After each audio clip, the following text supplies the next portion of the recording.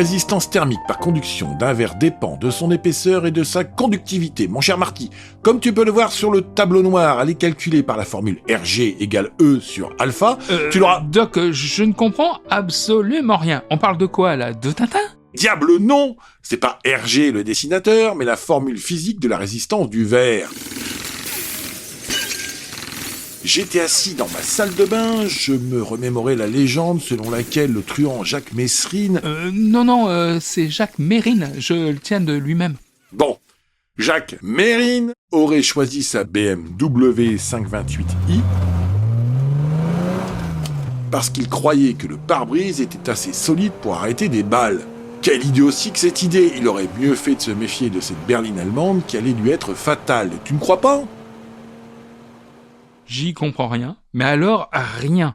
Mais expliquez-vous, enfin! Bon. On règle la DeLorean sur le 2 novembre 1979, 15h, porte de Clignancourt.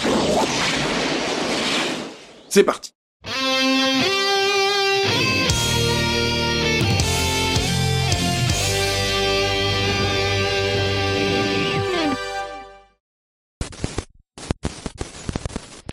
Madame, monsieur, bonsoir. 15h15, cet après-midi, porte de Clignancourt à Paris. Au milieu de la circulation, une fusillade éclate. Une voiture grise s'immobilise, criblée de balles. Nous y voici dans un quart d'heure, celui que les médias surnomment alors l'ennemi public numéro 1 sera abattu, ici, officiellement dans une tentative d'arrestation par la police. Quand on relèvera les dizaines d'impacts de balles sur la voiture, on comprendra que cette hypothèse est bien faible. Cette BMW 528i, Mérine l'a acquise quelques semaines plus tôt. Il avait craqué pour elle parce qu'elle avait de la gueule, parce qu'elle était puissante et rapide.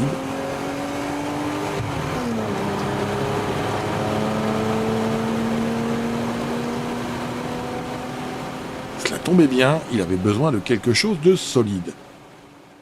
N'oublions pas qu'en 1979, Jacques Mérine est la bête noire du gouvernement de Raymond Barre, alors Premier ministre de Valéry Giscard d'Estaing.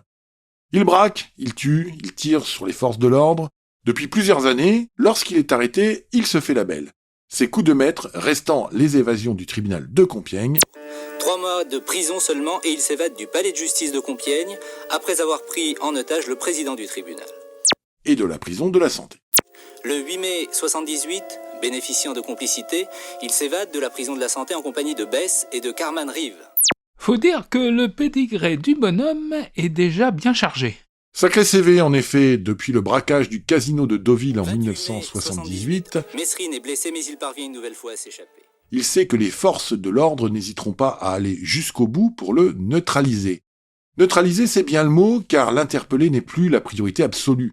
Le grand Jacques est sorti de la sphère du banditisme pour entrer dans celle du problème politique. Et en plus, il revendique des idées d'extrême gauche aux accents terroristes. Comble absolu, malgré ses actions violentes et criminelles, il jouit d'une certaine sympathie dans la population française. D'ennemi public numéro 1, il est devenu l'homme à abattre. Malgré cela, il continue à flamber, à mener la grande vie, en se jouant de la police à grand renfort de postiches.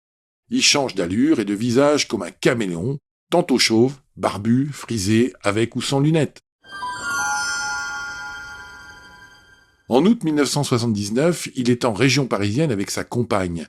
Il a décidé d'acheter, et non de voler, une voiture. Il doit se rendre prochainement en Italie où il espère contacter les Brigades Rouges. La BMW 528i lui a tapé dans l'œil. Alors c'est sous le pseudonyme de Jacques Vétois qu'il pousse la porte de la toute nouvelle concession BMW de Clichy. Tout le monde pense au film de Jean-François Richer, l'ennemi public numéro 1. Tu sais, cette fameuse scène chez BMW. Te fatigue pas, je veux celle-là, en tapant de la main sur la voiture exposée. Acheter une voiture? Mérine se serait-il, c'est le cas de le dire, ranger des voitures? Très drôle, Marty, très drôle. Non, en fait, il va essayer le modèle exposé comme tout le monde. Et si la 528i lui plaît, il veut néanmoins quelques options. En plus des 100 667 francs du prix de base, il faut ajouter 15 666 francs pour avoir la climatisation, un autoradio et des jantes motorsport en 14 pouces. Le truand avait bon goût, il faut l'avouer. Jacques Mérine doit par conséquent revenir un peu plus tard pour prendre sa BMW enfin préparée. Début septembre, Jacques Vétois prend livraison de sa 528i qu'il a payée avec un chèque provenant d'un compte ouvert grâce à cette fausse identité. On ne se refait pas. La méthode ne manque pas de saveur quand on connaît le goût de Mérine pour le braquage de banque.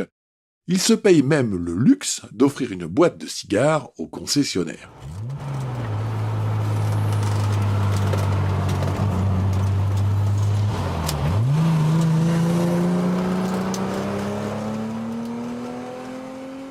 Le grand Jacques peut alors partir coude à la portière, savourant sa BMW marron métallisée dans les rues de Paris en compagnie de Sylvia, sa compagne.